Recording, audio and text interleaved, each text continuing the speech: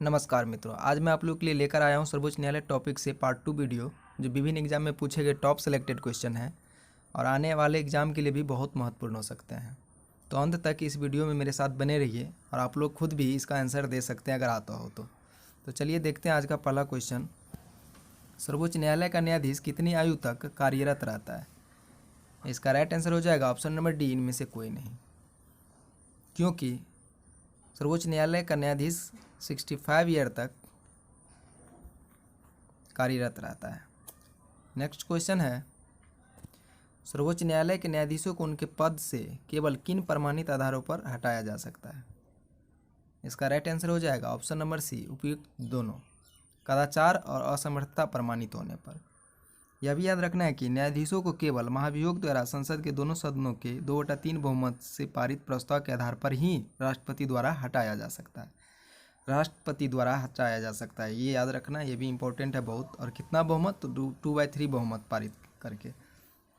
Next question है, सर्वोच्च न्यायालय के न्यायाधीशों को कदाचार और असमर्थता के प्रमाणित आधारों पर संसद के किस तरह महाभियोग का प्रस्ताव पारित कर सकती है? इसका राइट आंसर हो जाएगा ऑप्शन नंबर सी, संसद के दोनों सदनों द्वारा अलग अलग अपने कुल सदस्यों की संख्या के बहुमत तथा उपस्थित एवं मतदान करने वाले सदस्यों के 2/3 बहुमत प्रस्ताव पर द्वारा।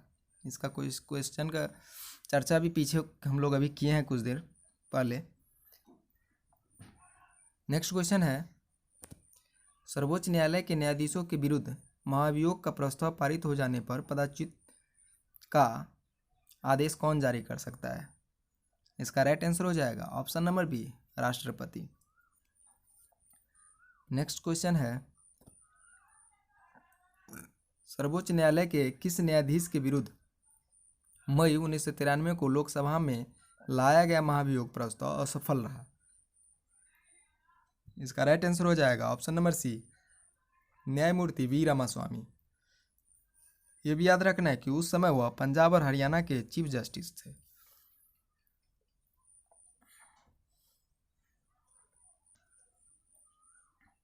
नेक्स्ट क्वेश्चन है, सर्वोच्च न्यायालय के मुख्य न्यायाधीश को प्रति माह कितना वेतन मिलता है? इसका राइट आंसर हो जाएगा ऑप्शन नंबर सी, 2,80,000 रुपया। नेक्स्ट क्वेश्चन है, सर्वोच्च न्यायालय के अन्य न्यायाधीशों को प्रति माह कितना वेतन मिलता है? इसका राइट आंसर हो जाएगा option number B, 2,50,000। Next question है, जब राष्ट्रपति और उपराष्ट्रपति दोनों के पद खाली हो तब उनके काम कौन करेगा? इसका राइट आंसर हो जाएगा ऑप्शन नंबर सी, भारत के मुख्य न्यायाधीश। यह भी याद रखना है कि भारत के इतिहास में ऐसा मौका एक ही बार आया है जब किसी सर्वोच्च न्यायालय के मुख्य न्यायाधीश ने राष्ट्रपति का दायित्व निभाया हो। सर्वोच्च न्यायालय के मुख्य न्यायाधीश एम हिदायतुल्लाह जी ने राष्ट्रपति जाकिर हुसैन के निधन के बाद और उपराष्ट्रपति वीवी गिरी के त्यागपत्र देने के कारण 20 जुलाई 1969 से 24 अगस्त 1969 तक भारत के कार्यकारी राष्ट्रपति का दायित्व निभाया था।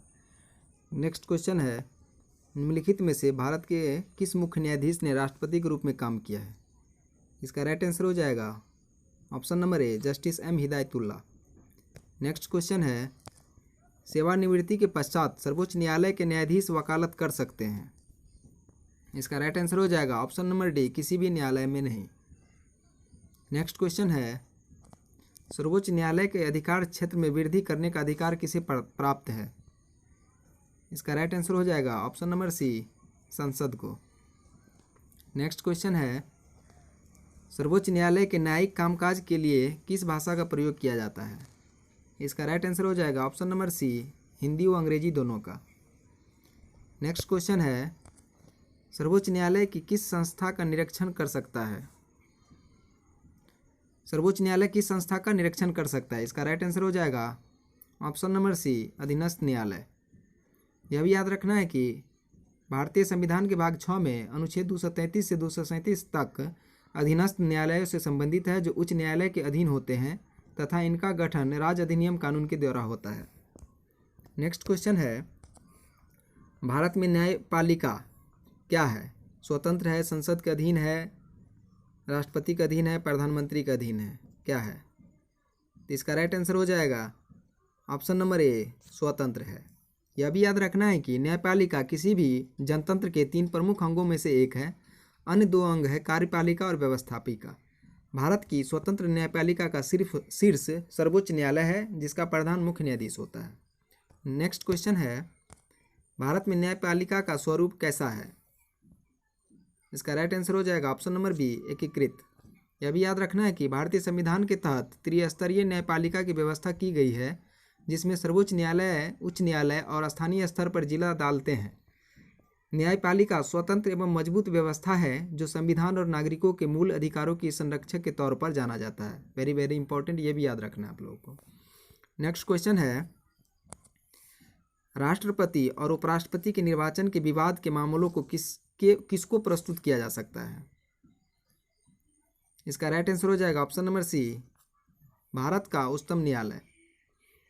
यह भी याद रखना है कि संविधान के अनुच्छेद 71 के तहत राष्ट्रपति और उपराष्ट्रपति के चुनाव से संबंधित किसी विवाद के समाधान के लिए सुप्रीम कोर्ट उस पर निर्णय करता है। नेक्स्ट क्वेश्चन है, राष्ट्रपति और उपराष्ट्रपति से संबंधित चुनाव विवादों को सुलझाने का अधिकार उच्चतम न्यायालय को है। यह उसका क्या है, कैसा अधिकार है? इसका राइट आंसर हो जाएगा ऑप्शन नंबर ए, मौलिक अधिकार है। नेक्स्ट क्वेश्चन है, राष्ट्रपति कानूनी मामलों में किसे परामर्श ले सकता है? इसका राइट आंसर है ऑप्शन नंबर डी, सर्वोच्च न्यायालय से। यह भी याद रखना है कि राष्ट्रपति को किसी विधि या सार्वजनिक महत्व तथ्य पर अनुच्छेद 143 के तहत उच्चतम न्यायालय से परामर्श लेने का अधिकार है। नेक्स्ट क्वेश्चन है, उच्चतम न्यायालय को परामर्शदात्री बनाया गया किस अनुच्छेद के तहत? अभी इस क्वेश्चन का चर्चा हम लोग किए हैं। इसका राइट आंसर हो जाएगा ऑप्शन नंबर सी, अनुच्छेद 143 में।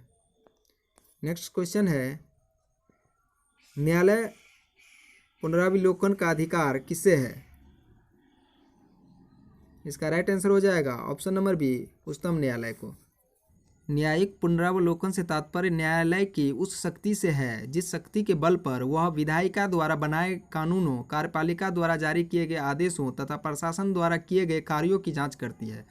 वह मूल ढांचों के अनुरूप है या नहीं, मूल ढांचों के प्रतिकूल होने पर न्यायालय उसे अवैध घोषित करती है।